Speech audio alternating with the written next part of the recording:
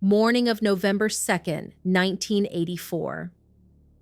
At the Central Prison in Raleigh, North Carolina, a small-framed woman walked into the courtroom. Her face was calm. She wore a light blue blouse and held an old Bible in her hands.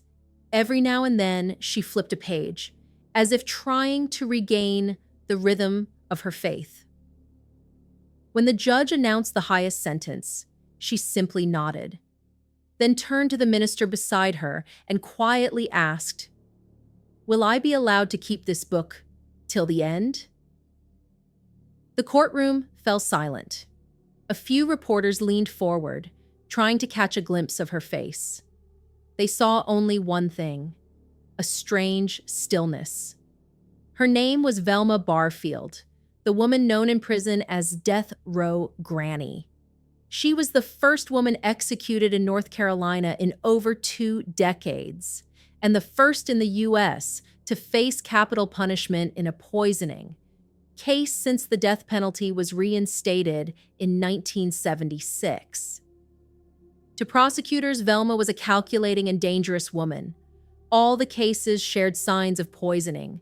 The silent nature of the substance made the truth harder to trace and even more unsettling.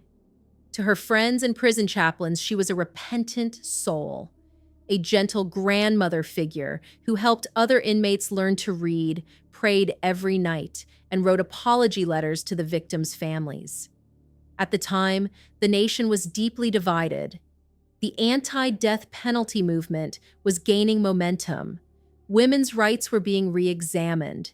Faith in the justice system began to falter in the face of a gentle-looking woman being executed. So who was the real Velma? A victim of childhood trauma and untreated mental illness? Or a woman who hid behind morality and kindness to poison those under her care with a scentless toxin? If you had been in the courtroom that morning, would you have seen a cold-blooded killer? Or a woman long poisoned by life itself? Margie Velma Barfield was born on October 29, 1932, in Eastover, North Carolina. She grew up in a poor rural family where instability and quiet violence slowly carved a path toward tragedy. Velma was the second of 9 children, born to Murphy and Lillian Bullard. Her childhood unfolded in a chaotic home, lacking both emotional warmth and material stability.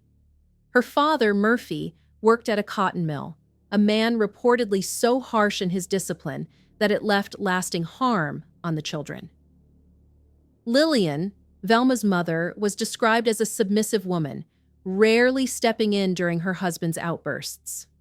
From an early age, Velma lived in a tense environment, shaped by strict punishment. Years later, she told psychiatrist Dr. Dorothy Otno Lewis that the level of violence might have been even more severe than others realized. She grew up feeling isolated, with no one truly on her side. That quiet sense of injury became part of her psychological foundation. It etched into her mind a pattern for survival: endure, stay silent, and conceal. At school, Velma was an average student, unremarkable in most ways.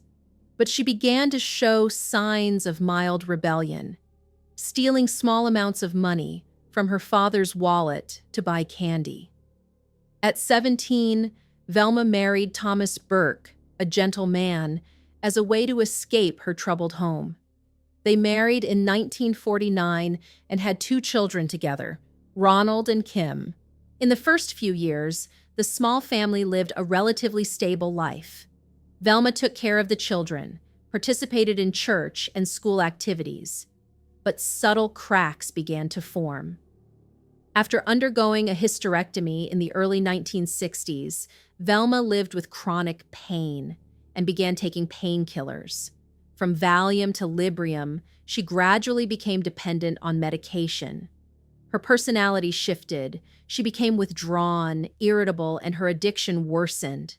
Over time, emotional numbness took hold. Velma lived a double life: outwardly a devoted mother, inwardly a mind unraveling with no clear way out. Some later medical records noted signs of severe depression.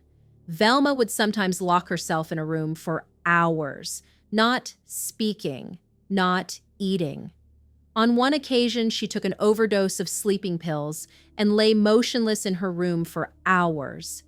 But at the time, doctors only saw a tired, middle-aged woman recovering from major surgery. Her marriage to Thomas began to fracture. He turned to alcohol, and Velma sank deeper into drugs. In 1969, Thomas died in a house fire, which was initially believed to be accidental. But in the days leading up to it, he had been experiencing persistent symptoms and noticeable physical decline. At one point, he told an acquaintance, "Nothing tastes right anymore. It feels like something's burning inside me." Then the fire broke out, suddenly and violently. Velma and the children were not at the scene. No one questioned it at the time. But later, some people began to have doubts. In 1970, Velma remarried, this time to Jennings Barfield, a widower. The marriage lasted less than a year. Jennings died in 1971 of heart failure. A retired nurse later recalled that Jennings had been admitted to the hospital in a state of extreme fatigue and with multiple gastrointestinal symptoms. She said, "I'd seen those signs before in patients with heavy metal poisoning, but at the time, he was only given IV fluids and medication for stomach pain." After Jennings's death, Velma spiraled into financial troubles and substance dependence. She began forging checks, borrowing money, and even stealing from her own mother, Mrs. Lillian Bullard. A few months later, her mother passed away. According to records, she died after a week of weakness and prolonged digestive symptoms. No one found anything suspicious at the time.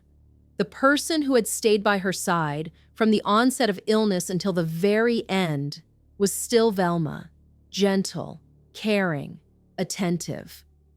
The early deaths surrounding Velma once seemed ordinary, but in hindsight, each name reflected a fractured layer of her inner world. Thomas Burke, her first husband, was the part of her life lost to depression and alcoholism. Jennings Barfield, her second husband, was a faint hope for a second chance at family, quickly extinguished under lingering doubt. Lillian Bullard, Velma's own mother, was the final boundary. And when that too collapsed, people began to ask, if one is capable of doing that to the very person who gave them life, then where does the boundary of humanity end? Margie Velma Barfield was once regarded by the community in Lumberton as a model of kindness and gentleness. With her soft smile and humble demeanor, she appeared to be a compassionate widowed mother, always ready to help others, especially the elderly or the sick. She was known for her dedication as a caregiver when Montgomery and Dolly Edwards fell ill. It was Velma who brewed the tea, made porridge, and called the doctor. She brought warm soup, comforting cups of tea, and always seemed genuinely concerned for their well-being. For her, caregiving appeared to be second nature. No one thought to question it. Those around her were also convinced by the gentle image she projected: a widow, mother of two, and someone who had endured multiple losses, from the death of her first husband to the passing of her own mother. Velma was seen as a woman who had suffered much but remained strong. Neighbors often saw her attending church, praying and taking part in charity drives, further reinforcing the image of a devout and respectable woman. According to several medical reports, Roland Stewart Taylor had experienced discomfort after drinking tea or beer prepared by Velma, but he never thought it was anything out of the ordinary. He never suspected a thing. He still believed she was the woman who cared for him, and possibly the last person who would be by his side. Even the doctors, those who had treated Dolly Edwards and John Henry Lee, didn't notice anything suspicious. They concluded the deaths were due to natural causes.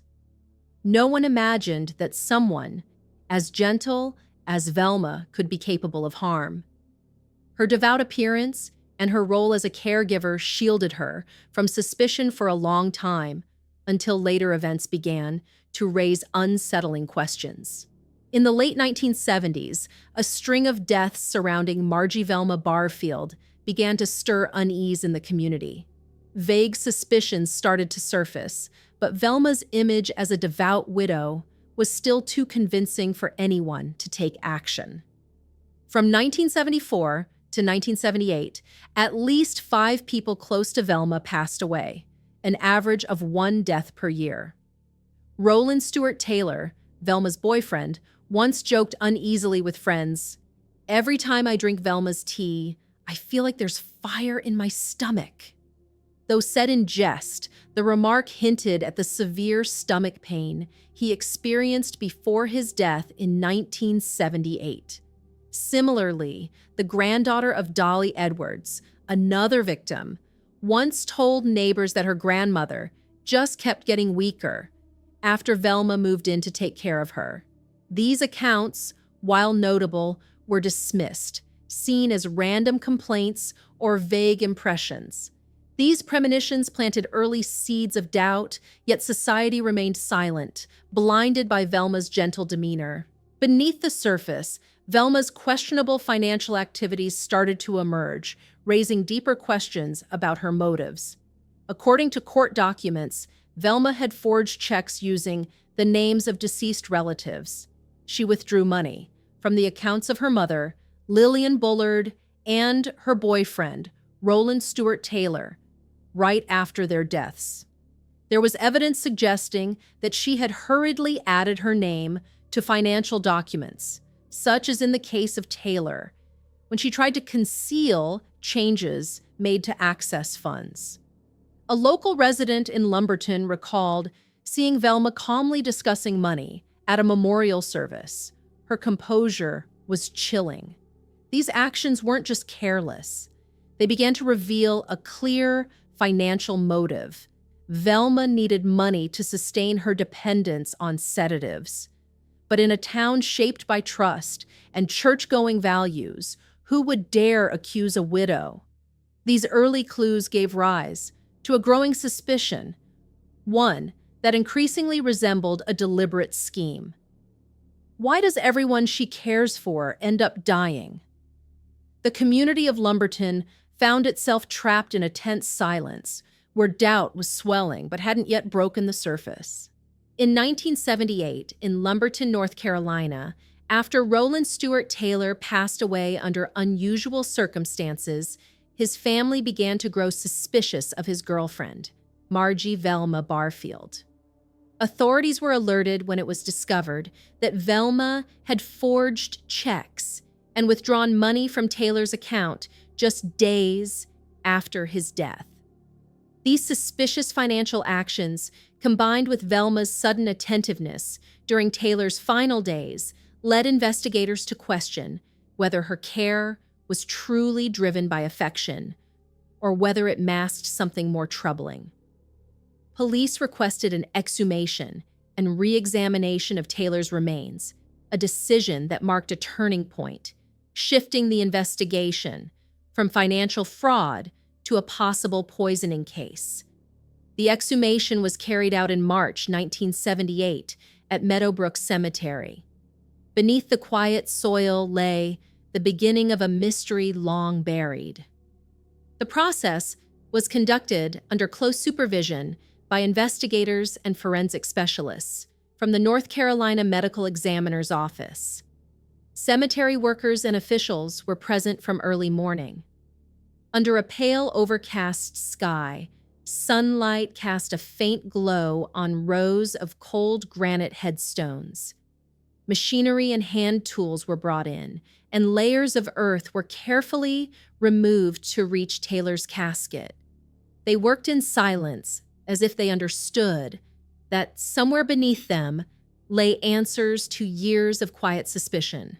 The casket was recovered intact. Taylor's remains were transported directly to the forensic facility for examination according to investigative procedure. Inside the room, the air was frigid. The metallic sound echoed through the silence as the autopsy began. Technicians flipped through pages of notes. Under the direction of forensic pathologist Dr. John Butts, the team collected samples from the liver, stomach, and other tissues for toxicological analysis. A few days later, the results were released. The tissue samples revealed abnormally high levels of arsenic, a toxic compound once commonly used in agricultural products. The symptoms Taylor experienced before his death: severe abdominal pain, vomiting, and diarrhea, aligned precisely with arsenic poisoning. This discovery shattered the image of Velma as a devoted girlfriend. From a devout widow, she had become a murder suspect. Police immediately broadened the investigation. They began reviewing deaths previously ruled natural that were linked to Velma: her mother, Lillian Bullard, her second husband, Jennings Barfield, and two elderly patients, Dolly Edwards and John Henry Lee. The bodies of Lillian and Jennings were exhumed under challenging conditions due to the length of time they had been buried. Still, tests detected traces of arsenic, though at lower levels than in Taylor's case. For the other two victims, whose remains could not be exhumed, investigators relied on medical records and witness statements. One pattern stood out: all had exhibited similar symptoms before they died. Taken individually, each death might have seemed unremarkable, but together they formed a disturbing pattern. Velma had been present in each of their final moments. Once viewed as a caring caregiver, her gentleness had now become the most troubling clue of all. In late 1978, Margie Velma Barfield was arrested after medical investigation, and legal evidence confirmed her central role in the case. During the initial interrogation, Velma appeared calm. She admitted to using a toxic substance to compromise Taylor's health in order to cover up her check forgery. Later, she blamed financial pressure and a dependence on tranquilizers. Velma also confessed to being involved in the deteriorating health that led to the deaths of Lillian Bullard, Dolly Edwards, and John Henry Lee, though she denied any connection to the deaths of Thomas Burke and Jennings Barfield. Her response was both cold and self-justifying, as if she viewed her actions as a last resort solution. Velma was officially indicted in the summer of 1978 for first-degree murder in Taylor's death. The other cases were listed in the file as aggravating circumstances. The trial of Velma Barfield took place at the Robeson County Superior Court from October to November 1978. Prosecutor Joe Freeman Britt, known at the time for securing the highest number of death penalty convictions in the country, led the case with his usual intensity. Britt presented irrefutable evidence: toxicology reports, financial records, and witness statements from the victims' families, including Alice Storms, Taylor's sister. Velma was portrayed as someone who had carefully planned her actions, using a pious image to mask financial motives and personal bitterness. Britt emphasized that Velma had exploited the trust of those closest to her, from her own mother to her romantic partner, to carry out a series of poisonings that spanned nearly a decade. Attorney Robert Jacobson and his team chose to focus on Velma's personal circumstances. They argued that she was a victim of addiction and childhood trauma, not a deliberate murderer. Jacobson emphasized that Velma's abuse of tranquilizers, combined with financial pressure, had caused her to lose control. They brought in psychiatrist Dr. Dorothy Otnow Lewis to testify. She suggested that Velma might have suffered from multiple personality disorder and committed the crimes in a dissociative state. However, Prosecutor Britt strongly objected. He called the addiction defense a cheap excuse and maintained that Velma had deliberately purchased rat poison, a calculated act. In the courtroom, Velma occasionally broke down, when talking about her children, but for the most part, she maintained a cold, detached expression. That inconsistency raised doubts among the jury. They couldn't tell whether her emotions were genuine or a form of manipulation. And that uncertainty cost Velma. She was seen as lacking true remorse.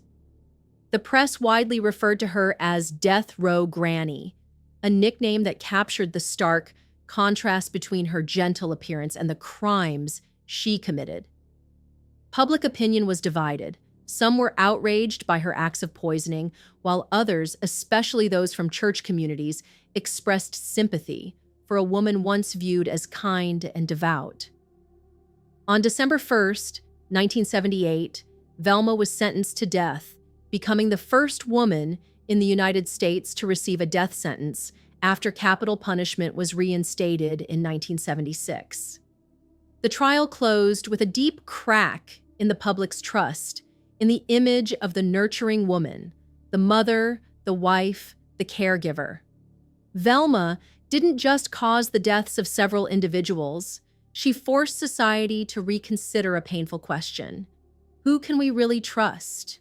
The case of Margie Velma Barfield is not only a dark chapter in the history of American crime, but it also left a lasting echo, raising profound questions about morality, society, and human psychology. From an ethical perspective, the Velma Barfield case forced society to confront a paradox. How could a woman who read the Bible, attended church, and cared for the sick have secretly used poison to harm those closest to her? In court, the jury and the public fiercely debated Velma's moral responsibility.